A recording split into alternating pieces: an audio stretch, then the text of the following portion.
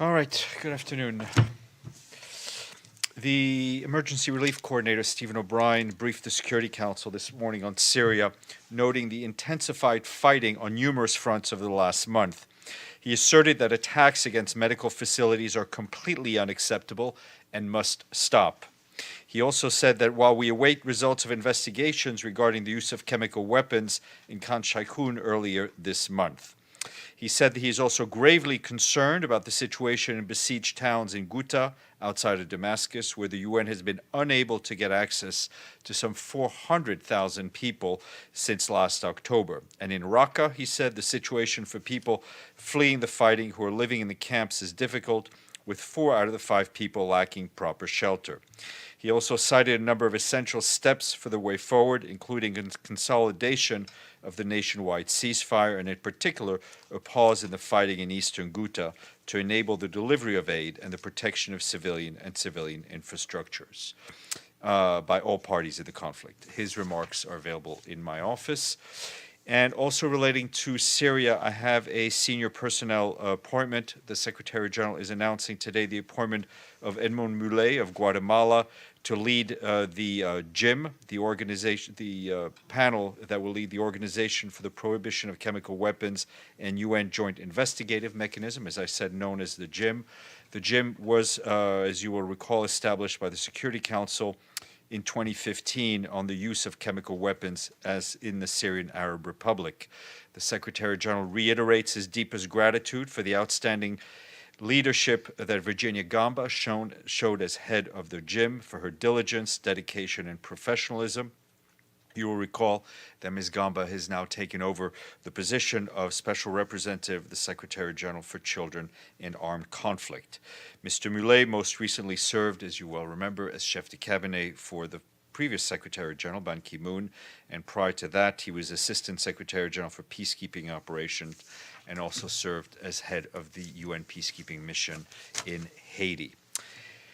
Going back to the Middle East, the Humanitarian Coordinator for the Occupied Palestinian Territory, Robert Piper, approved today the allocation of $500,000 from the Humanitarian Fund for the purchase of emergency fuel to maintain the delivery of essential services at hospitals and other emergency medical facilities in Gaza. In a statement, he further warned that following the shutdown of the Gaza power plant on April 16th, with power outages at 20 hours a day and emergency fuel supplies running out, basic services are grinding to a halt. Fuel to power backup generators at 7 out of the 13 hospitals in Gaza is expected to run out within 3 days. Water and sanitation facilities are already faltering due to a lack of energy. Funds to mitigate the immediate emergency fuel shortages are needed, as is resolving the financial disagreement between Gaza and Ramallah. And the head of the UN mission in South Sudan, David Shear, who was here yesterday, today issued a statement urging the warring parties in the country to stop the suffering they are causing, to take responsibilities for the lives they have destroyed, and to uphold their responsibility to protect civilians, as fighting intensifies once again in the northeastern Upper Nile region.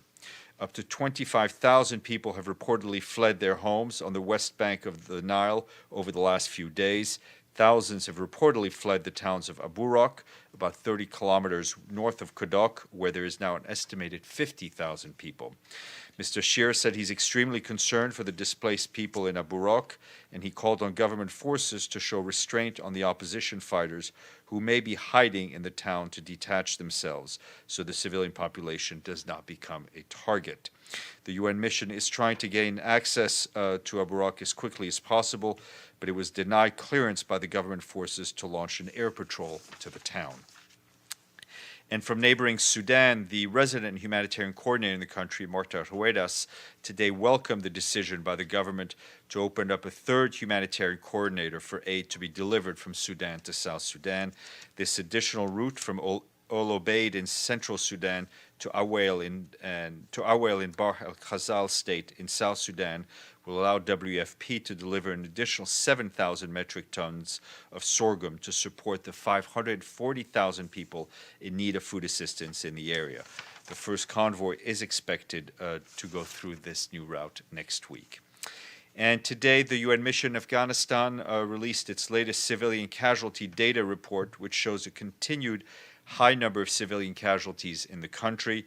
In the first quarter of the year, the mission documented 2,181 civilian casualties, a 4% decrease compared to the same period in 2016. The mission welcomed this decrease, but noted that the reduction in numbers may be related to the movement of civilians from areas severely affected by conflict. UNAMA continues to urge all parties to the conflict to take immediate measures to better protect civilians from harm. And today, our friends at UNHCR announced the appointment of Syrian refugee and Olympic athlete Yusra Mardini as a Goodwill ambassador. Welcoming her appointment, the High Commissioner Filippo Grandi said Yusra is a deeply inspiring young woman through her powerful personal story. She represents the hopes, fears, and incredible potential of the more than 10 million young refugees around the globe. And as you will recall, she participated as a swimmer in the 2016 Games in Rio.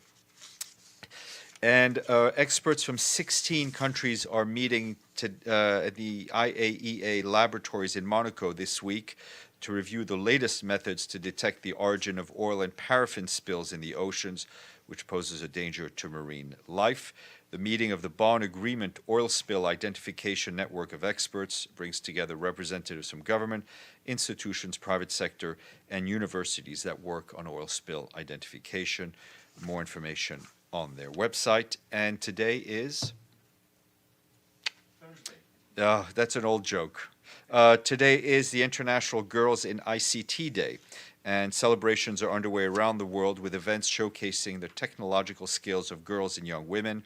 The day is organized annually by the International Telecommunications Union. This year, the ITU organized virtual meetups of girls in Geneva, in Vilnius, and Beirut through shared game apps so they could meet mentors from the tech sector, take a robotic workshop, and watch demonstrations of augmented reality projects, among other activities. And I also want to correct the record in a question, the implication that was implied in a question that was asked yesterday about Jamie McGoldrick, the resident coordinator in Yemen. I just want to state as a fact that Jamie McGoldrick did visit Taiz on April 9th, and he issued a statement following the visit, which is available online and is obviously on the record. And at 1:15 this afternoon, there'll be a press conference here entitled 3 Years After the World Conference on Indigenous Peoples, Progress Around the World. There'll be various representatives of indigenous peoples from Namibia, El Salvador, and Norway. And today we say big thanks to our friends in Tokyo because Japan has paid its regular budget dues in full with a payment of over $129 million. And that brings the honor roll to 89. It was even in the answer. Anyway, I'm ready for my augmented reality. Nizar. Yeah, thank you, Stefan. Mr. O'Brien spoke about this horrendous attack in near Aleppo in Rashidin. However, he did not mention, although he praised the humanitarian workers and the ambulances which rushed to the place to evacuate those who were wounded, he did not mention that 250 of those who were taken by ambulances have disappeared, and still nobody is accounting for them.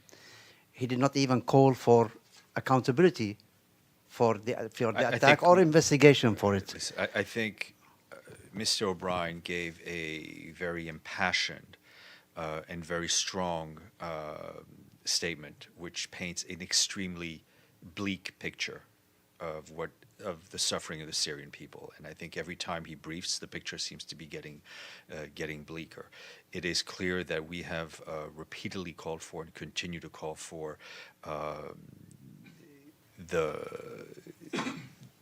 make sure that all those who are missing are found, those who are detained against their will are liberated. I think the fact that he may not have mentioned one or more incidents doesn't take away from the strength of his briefing and his appeal to all the parties involved to halt the suffering of the Syrian people wherever they are. Well, he did not only did not mention the 250 people who are still missing, He praised those who kidnapped them. He praised the humanitarian ambulances. I don't think that's your interpretation. No, that this is. is- That, I that- can- no, I can read that. I I can read that from I the don't think statement. that is not my interpretation. Okay. Nizar, what is the question? Will the Secretary General call for investigation where these people have been kidnapped? It to? is clear that if people are missing, they need to be found, and there needs to be accountability for the suffering the Syrian people have been going under for so long. Yes, and then we'll go. Mr. Avni. Thank you. Two questions, one on Syria, one on that statement you read on Gaza. Syria, there was a report overnight of large explosions next to the Damascus airport. Syrian officials ascribed it to Israel. Does the Secretary General have any information on that or anything to say about it? No, we've obviously seen the reports of the explosion near Damascus airport. We are unable to identify what happened. We have no way of knowing what caused or who caused the explosion. I think mindful of the risks of escalation, we appeal to all concerned to prevent further tension and to abide strictly by international law. And on Gaza? On Gaza, I think you don't like that formulation, but I think, again, you kind of like buried the lead there. There was yesterday, the Palestinian Authority announced that it would stop payments for electricity in Gaza.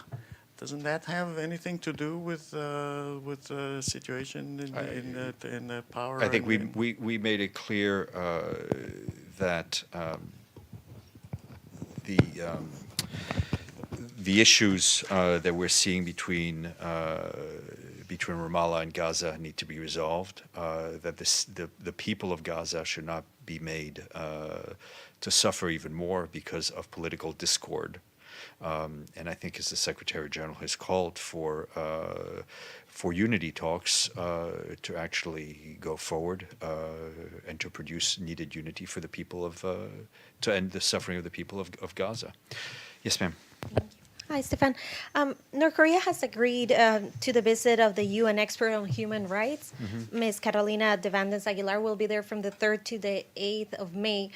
How the Secretary General receives this unprecedented visit by an independent member of the United Nations going to North Korea, especially right now that the situation is ramping up from North Korea as well as from the United States and the rhetoric. And then we'll have a meeting tomorrow at the Security Council with the Secretary of State. What are we expecting from this particular visit, and how that could be, in a way, a jumpstart for a diplomatic solution? Listen, I can't speculate as to what the visit will lead to. I haven't seen the particular report. If in fact it is the case and the special rapporteur is able to go, I think it is a positive thing when any country cooperates with the human rights mechanisms and allows for the visits of rapporteurs to go forward and to be able to visit freely and see what they need to see once they're in the country. The meeting tomorrow is being called by the United States, which holds the presidency. The Secretary General has been requested to brief, and he will do so. What the outcome of the meeting, I think it's, and what the expectations are. I think you should ask the U.S. presidency. For his part, the Secretary General will also have a number of bilateral meetings with some of the visiting foreign ministers tomorrow. Mr. Lee. Sure. I wanted to ask you in terms of appointments. I'd asked you, I think, on Monday about Michel Kafando as envoy to Burundi. And now the media there is reporting that he has taken the job en remplaçant Jamal Ben-Omar en fin de mandat. So I'm just wondering, what I think the announcement of a remplaçant or no remplaçant will come from here. So people are free to speculate until there is an official announcement, either in paper or from myself, from the Secretary General himself. Unless it comes from Mr. Kafando. I think I just answered. Okay. What I wanted to ask is, I'd asked you about Burundi, and there's some people there that it's a pretty big story in the country that this Oscar Nadasano, who was renting his property to the UN, has had his driver killed and is missing. So people are saying basically he was targeted because he was working with the UN. What I wanted to know is there anyone in the UN system looking into this? I can't. I haven't gotten any specific information from our colleagues in Burundi. Obviously, I think anyone's murder or disappearances needs to be investigated. And the D2 Vivian Van I de don't Peer. have any updates for you on that. Yep. Go ahead, Errol. Thank you, Stefan. Now that we know that the Secretary General is not going to meet U.S. President Mr. Trump for some time, probably or no, but and the U.S. media is full of reports that they are very. I don't think you know that. I don't know that. We don't know that. Okay, I accept that. We speculate that he is not going to. You may speculate freely. Yeah, especially a Bosnian reporter is speculating on that. All right. And that the U.S. media is full of reports that somehow devastating negligence of these U.S. administration on global warming and climate changes. And I know this is on the top of the agenda of the Secretary General as well. Does Secretary General feels or needs to react on and to probably use that to speed up the meeting? And would he meet tomorrow Secretary Yes, Tillerson? he will have. And Yeah, go ahead. is he going to address probably that as well?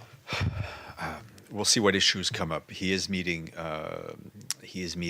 Secretary of State Tillerson in the afternoon, a bilateral meeting.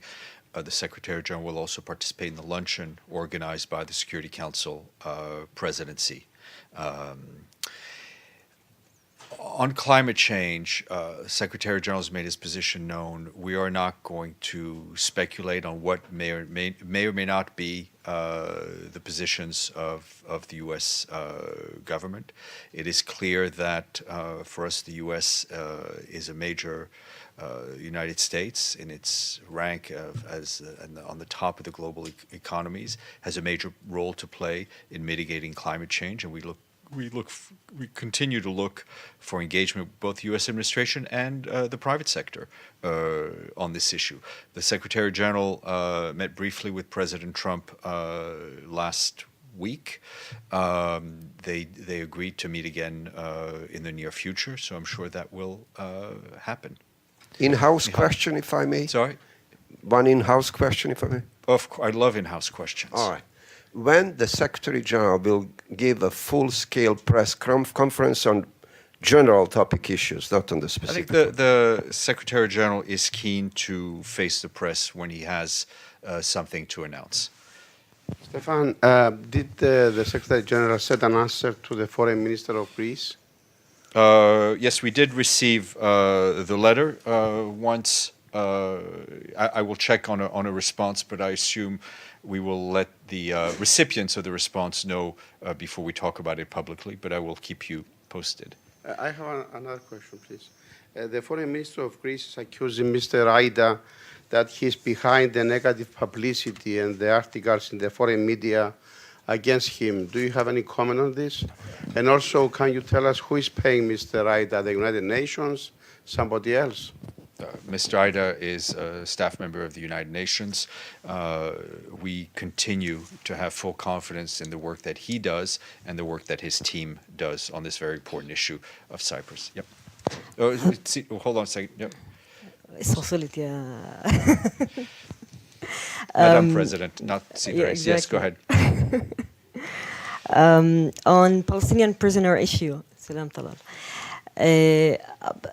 Any comment? There are some reports today that the Israeli forces used force against prisoners on when they tried to the forces tried to force them for a body search, a naked body search, and some of the prisoners refused. And there are also other reports about that maybe the Israeli forces are going to use force feeding, and also about that they are going to stop salt, giving salt to the prisoners, since the prisoners who are striking now. So these are according to Palestinian NGOs, NGOs.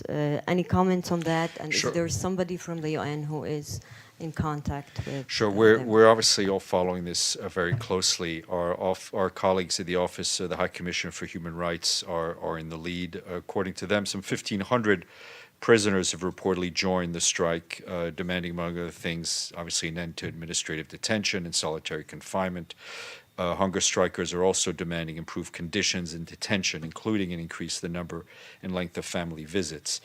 The High Commissioner for Human Rights has repeatedly called on Israel to end its practice of administrative detention and cease holding Palestinian detainees outside of the occupied territory. Regardless of where, on what legal basis these people are held, the treatment of detainees must be, in any event, consistent with international law, and especially the standard minimum rules for the treatment of prisoners. Is there is there somebody who's following up, like on the ground, I visiting? mean, I think we do not. The UN has no access to the hunger strikers. Our colleagues on the ground from the UN Human Rights Office are following closely. Mr. Abadi. Thank you, Stefan. Do you have a scheduled meeting for the Security Council this afternoon and on Monday? I do not know of any scheduled meetings this afternoon. I think that's a question for my friend, Mr. Wachtel, who should be able to tell you. Richard, then Ben. I'll give it a try, though. Since the Secretary General's talk with the President of the United States and since the Security Council's lunch and visit, does the UN Secretary General believe the tone of relations has improved, and has he perhaps given some optimism about to himself about dealing with the U.S., or is he ever vigilant about the relationship and what could still happen regarding budget cuts? I think one can be optimistic, realist, and ever vigilant all at the same time.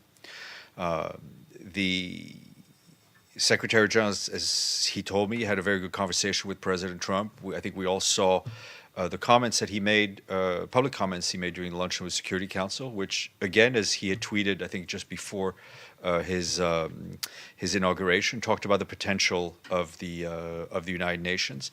The Secretary General remains very engaged on all issues of mutual concern with the U.S. and the UN, and notably on questions of reform, primarily through the permanent representative here in New York. Ben, and then Talal. Is the Secretary General concerned about PA payments to the families of terrorists? About what, sorry? About payments to the families of terrorists who have committed crimes, killed Americans, Israelis, and others. What has he got to say about that? Well, you know, we do think that the issue of terrorism should be addressed through the most judicial, through legal pathways, that the victims need to be honored and kept at the center. We have no specific information on payments that may or may not be made. Yes, sir. Is there a worry that aid money that goes to the Palestinians is being diverted? Well, I think in terms of the UN's money, the aid, the money that is funneled through UN agencies is very closely monitored and audited. Thank you, Stefan. I'd just like to go back to the issue of the humanitarian coordinator on the ground in Yemen. Mm-hmm. When I mentioned yesterday the criticism of the legitimate government to the humanitarian coordinator, Jamie McGoldrick, this was mentioned in relation to the letter of the 26th of February to the Secretariat. By the 26th of February, they were criticizing him for not visiting Taiz for more than a year. Right. That was on the 26th of February. Your answer, the Secretariat answer, or the Humanitarian Office answer to the Yemenis, was on the 2nd of April. Mm-hmm. So even by the time they wrote their answer, to the Yemenis declaring their full confidence in this gentleman, he hasn't visited Taiz yet. He went to Taiz a week later after the letter of the 2nd of April. Hence, there's no correction needed, because the Yemeni were absolutely correct that by the 26th of February when they wrote the letter, and even by the answer he received from the Chief of Staff here at the Secretariat, he hasn't visited Taiz, one of the worst part, affected. I apologize if I misheard or misunderstood your question. I think the point here, the important point, is that the humanitarian coordinator has gone to Taiz, right? He has gone there. If you remember, and if I recall correctly, when Mr. O'Brien himself was in Yemen, he tried to go and was unable to go. And I think he made a very public, the fact that he was blocked from going. And I think a day or so after he tried to go, the aid was finally able to go through. I think the impartiality of the UN's humanitarian work, whether it's in Yemen or in other places, as far as we're concerned, should not be questioned. I think we have called out and various parties to all conflicts when aid has not gone through. I completely understand that some party or another may not be happy with the work, but we stand fully by and behind Mr. McGoldrick. But if I may follow, by the time they criticized him, he did not go. And so they were right in their criticism at the time. And also, it's not the only criticism to him. His bias, his silence on recruiting of children, his silence on arrest of journalists. There are so many litany of accusation to him. But what I'm trying to say is, in the end, it's a sovereign country, and this is a sovereign government that you and the international community recognize as a legitimate government. And if they ask you that this person is not desired or should be changed, shouldn't you respect as a United Nation the sovereign right? I think nobody more than the Secretary-General understands that this organization is made up of 193 sovereign member states, right? That's a fact and that's a given. There is an exchange of letters between the member states and the organization. The members, where opinions are expressed, we answer them. At the end of the day, the UN, wherever we are, the UN operates with the cooperation of the local authorities, unless you're talking about a Chapter 7 resolution. So we will continue to engage with the government of Yemen, and we look forward to getting more letters. Well, from they're them. telling you there's no cooperation. They have no contact with this gentleman. You telling me yesterday he is in touch with the parties he needs to be in touch with. Well, definitely, one of the important parties is the legal government of the country. Well, I didn't hear a question mark at the end of that, so I'll move on. Matthew.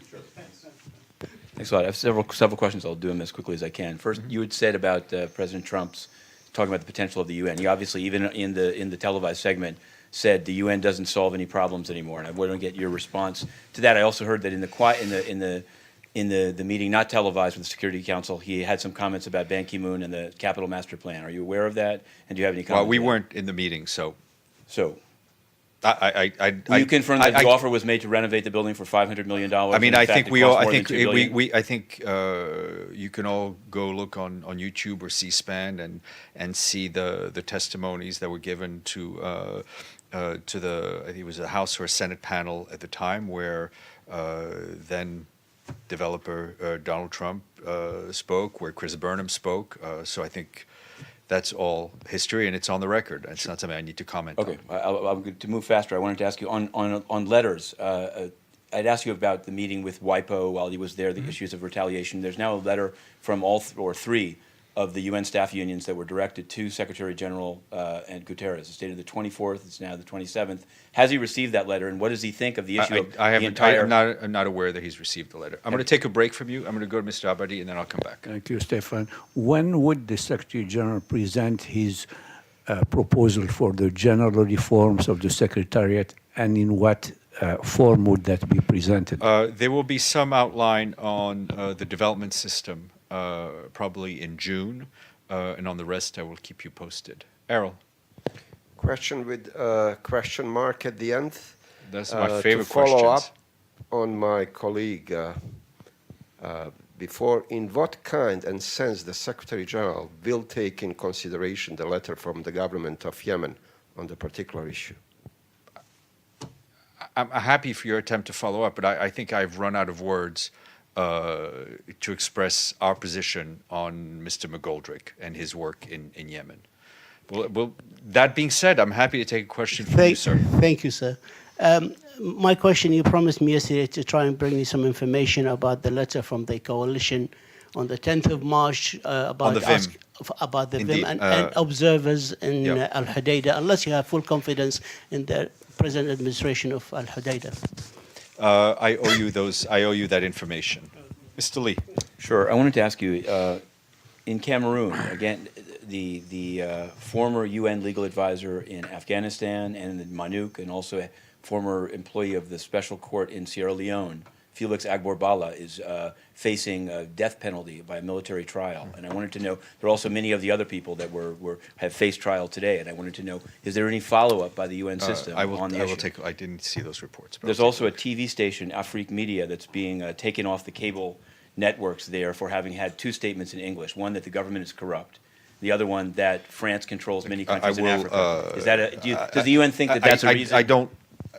I can't comment on something I don't know. One more media Yes, question. go ahead. One more, and then we'll go to Evelyn. Go ahead. Okay. That'll be I it. wanted to ask you, a Moroccan TV presenter, Soumia Derhouri, has been suspended for saying on air the words Western Sahara rather than Moroccan Sahara. And since this is the topic possibly of a meeting this afternoon, I wanted to know, since it's kind of a time-bound question, I don't. should a media member be Matthew, suspended for referring I in the can't. UN way? I'm not going to comment on issues where I don't have the details of, but I will say, as a matter of principle, we stand for freedom of speech and freedom of the press. Evelyn, and then Just a housekeeping question. Will Mr. MULET have an office in this building? I'm sure he will, and he'll be delighted to come back and have an office here.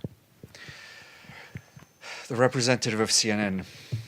Thank you, the representative of the UN. And in that light, following up, since you are the available face of the UN, we don't see the Secretary General that often, and you weren't at the lunch at the White House, but it was played, his comments, the President of the United States comments on television worldwide. He said the UN is an underperformer, but has tremendous potential. What is the UN response to that? You know, I think it's exactly the question you asked Antonio Guterres on his first day at work as he walked into the building after paying his respects to the Dag Hammarskjöld Memorial. I think he would zero in on the word potential, which is something the Secretary General agrees on. He is putting forward and will be putting forward a number of reforms to ensure better performance